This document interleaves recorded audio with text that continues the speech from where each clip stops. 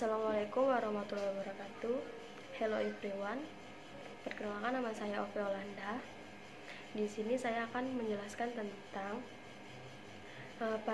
variasi bahasa eksternal dan variasi bahasa internal. Jadi, saya berasal dari Kalimantan Barat, tepatnya di Kabupaten Ketapang. Bahasa yang saya gunakan sehari-hari saat saya berada di rumah ialah bahasa Melayu. Jadi, saya akan menganalisis variasi internal dan variasi eksternal dari bahasa saya sendiri, yaitu bahasa Melayu. Bahasa Melayu yang saya gunakan sehari-hari di rumah itu sebenarnya dipengaruhi oleh bahasa Dayak, yang mana bahasa Melayunya itu berbeda dengan bahasa Melayu dari Sumatera, bahasa Melayunya Malaysia, dan bahasa Melayunya Singapura. Di dalam bahasa Melayu saya sendiri itu tidak terdapat tingkatan seperti bahasa kasar ataupun bahasa halusnya. Yang membedakan bahasa Melayu yang saya gunakan dengan bahasa lainnya ialah hanya pada intonasinya saja. Jika kita ingin berbicara dengan orang yang lebih tua dengan kita, maka intonasinya itu disesuaikan dengan intonasi kita berbicara dengan teman sebaya kita. Di dalam bahasa Melayu yang saya gunakan itu terdapat penekanan atau imbuhan yang berupa bah, am, atau t. Contohnya, kau ni bah, yang dalam bahasa Indonesianya itu kamu ini. Bahnya itu hanya sebagai penegas atau imbuhan saja. Bahasa Melayu yang saya gunakan sendiri juga memiliki keunikan, yaitu R dalam penyebutan kata R-nya itu agak sedikit sengungkan. Misalnya rumah menjadi rumah, rabu menjadi rabu. Dan bahasa Melayu yang saya gunakan juga hampir sama dengan bahasa Melayu dari Pontianak, dari Sambas, dan dari Kayong Utara, yang mana bahasanya itu seringkali disingkat. Misalnya suka hati disingkat menjadi kati, yang artinya sesuka hati. Dan apecan menjadi pecan, yang artinya ada apa. Seperti yang saya sudah jelaskan di awal tadi, bahasa Melayu di Ketapang itu sangat dipengaruhi oleh bahasa Dayak, yang mana bahasanya itu sangat berbeda antara masyarakat Melayu yang tinggal di perdesaan dengan bahasa Melayu masyarakat yang tinggal di perkotaan. Masyarakat yang tinggal di perdesaan itu bahasanya sangat dipengaruhi oleh bahasa Dayak, karena mereka hidup berdampingan dengan suku Dayak itu sendiri. Beda halnya jika kita berbicara tentang bahasa Melayu yang ada di kotanya. Jadi pada bahasa Melayu sendiri itu, terutama yang saya gunakan sehari-hari di rumah, tidak mengenal tingkatan seperti kita mengenal bahasa Jawa, yaitu ada bahasa kasar, bahasa halusnya. Tetapi beda halnya dengan bahasa Melayu, tidak mengenal tingkatan kasar atau halus. Yang jadi pembedanya, jika kita ingin berbicara dengan orang yang lebih tua dari kita, kita menggunakan intonasi yang sesuai.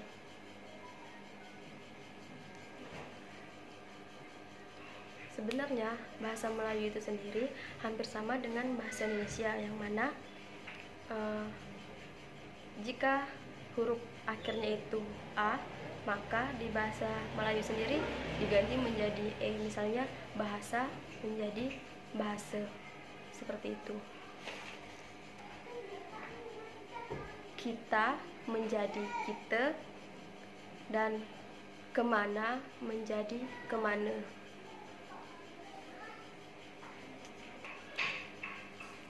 Selanjutnya saya akan menjelaskan analisis saya mengenai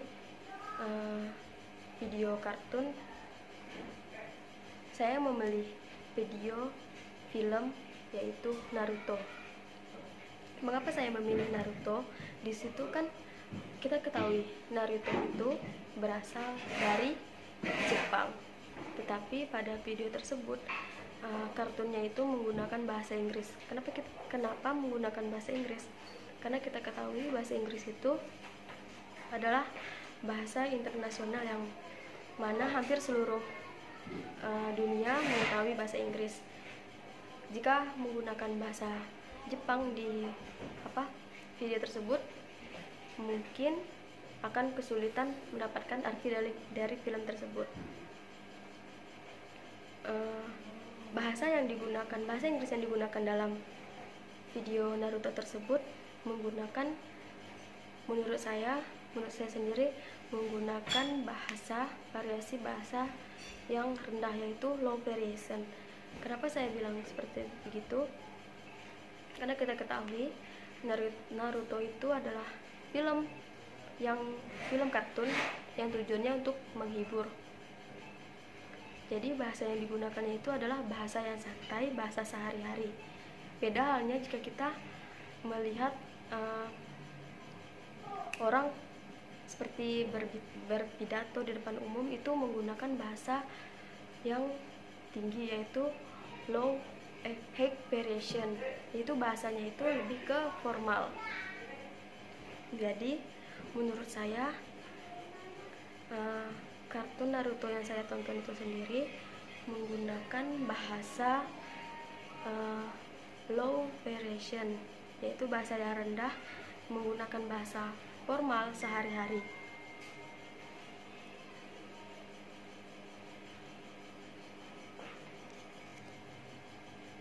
Kenapa kartun Naruto tersebut menggunakan bahasa non formal? Karena kita ketahui kartun tersebut tidak hanya ditonton oleh orang dewasa, tetapi juga ditonton oleh anak-anak. Ini menurut saya ya, jika menggunakan bahasa yang formal, bahasa Inggris yang formal, mungkin kebanyakan anak-anak belum mengerti bahasanya, akan kesulitan untuk mentranslate kata-kata tersebut, karena akan lebih mudah mentranslatekan bahasa yang menggunakan bahasa sehari-hari seperti bahasa non formal. Selanjutnya saya melihat video debat antara Presiden Amerika. Yang kita ketahui di situ kalau debat atau pidato itu pasti menggunakan bahasa high variation, yaitu bahasa formal, yang mana bahasanya itu ditulis, setelah itu dipidatokan atau didebatkan. Karena kita tahu di situ kan di dalam forum yang besar, otomatis tidak mungkin kita menggunakan bahasa non formal atau bahasa sehari-hari. Biasanya kita akan menggunakan bahasa formal. Di situ juga kelihatan tentang saat berdebat itu kelihatan adilnya, tidak mencela satu sama lain, seperti itu. Karena mereka tahu itu di dalam forum yang besar akan dilihat orang banyak, jadi saling menghargai satu sama lain. Mengapa menggunakan bahasa formal? Ya seperti kita ketahui, kalau debat atau pidato atau debat kepresidenan itu sendiri kan banyak dilihat oleh orang-orang yang sudah dewasa, yang mana mereka lebih mudah mentranslatekannya jika menggunakan bahasa formal, bahasa yang lebih sopan, seperti itu. Selanjutnya saya akan menjelaskan tentang diglosia. Diglosia itu adalah suatu keadaan bahasa di mana terdapat pembagian bahasa fungsional dari bahasa yang ada di masyarakat. Sama halnya seperti tadi saya menjelaskan tentang formal dan non formal. Di diglosia tersebut kan terdapat pembagian pembagian tersebut ialah pembagian formal dan non formalnya. formal dan non formal seperti apa, yaitu formalnya itu bahasa yang kita gunakan jika kita di dalam forum, dan non formal itu bahasa yang kita gunakan sehari-hari. Menurut ahli Ferguson adalah diaglosa itu suatu bahasa yang menunjukkan karakteristik dari diaglosa, yaitu ada yang high, tinggi, atau low, rendah.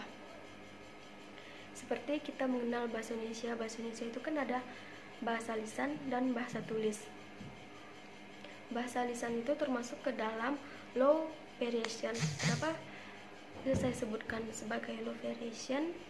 Adalah bahasa lisan itu kan kita gunakan sehari-hari di rumah ataupun di masyarakat. Dan yang kedua adalah bahasa tulis, bahasa yang ditulis dan diucapkan, seperti sedang berpidato itu kan pasti ditulis dulu baru diucapkan. Jadi menggunakan high variation, yaitu bahasa formal, bahasa yang formal.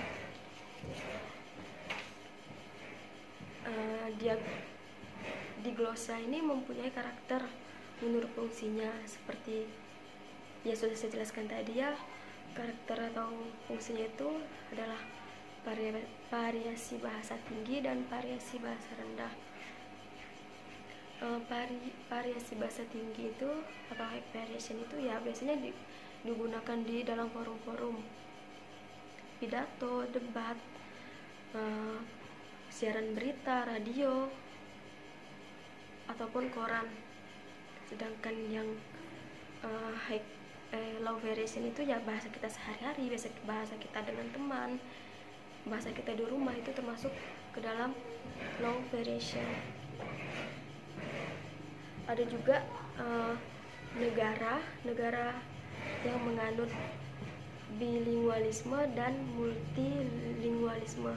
Apa itu bilingualisme? Bilingualisme itu adalah kemampuan seseorang menguasai hanya dua bahasa, yaitu bilingual. Seperti Indonesia itu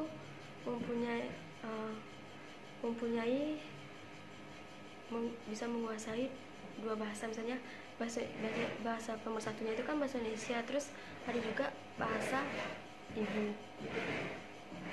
Terus ada juga multilingualisme, yaitu kemampuan seseorang untuk menguasai banyak bahasa, seperti dia bisa menguasai bahasa Indonesia, bahasa Jepang, bahasa Inggris, bahasa Cina. Itu termasuk bisa kita sebut dengan multilingualisme. Ada negara-negara yang menganut atau menguasai multilingualisme itu, seperti negara Singapura. Di negara Singapura itu mereka menggunakan bahasa Melayu, bahasa Chinese, dan bahasa Inggris. Tetapi untuk mereka berinteraksi, mereka menggunakan bahasa Inggris sebagai bahasa pemersatunya mereka, karena di sana kan terdapat orang Melayu, terdapat orang Cina, Tiongkok, terdapat juga orang Inggris. Jadi mereka menggunakan bahasa Inggris sebagai bahasa pemersatu mereka.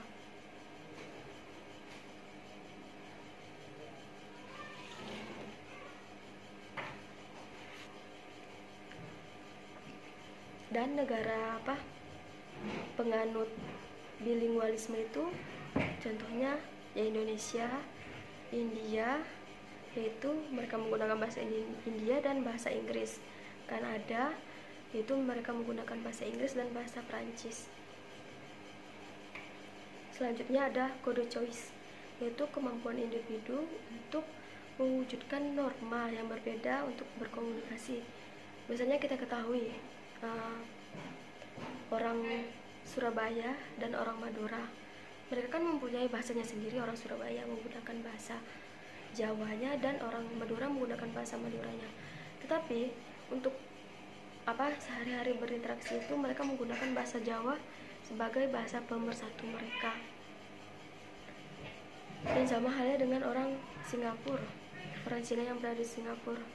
mereka mungkin di rumah itu menggunakan bahasa Cina, bahasa Mandarin, tetapi jika mereka berada di perkuliahan, sekolah, atau di tempat umum, mereka akan menggunakan bahasa Inggris, yaitu bahasa pemersatu mereka. Selanjutnya ada kode switching, yaitu kemampuan kode dalam ucapan. Selanjutnya ada kode mixing, yang mana bahasa itu saat kita berbicara, bahasanya itu dicampur dengan bahasa asing. Misalnya berbicara bahasa Indonesia akan dicampur dengan bahasa Inggris.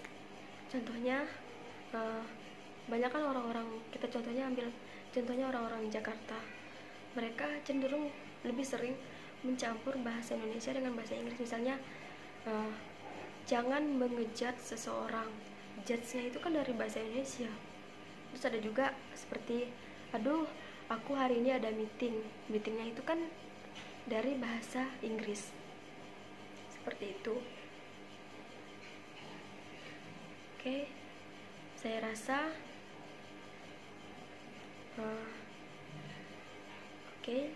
rasa sekian penjelasan saya. Assalamualaikum warahmatullahi wabarakatuh.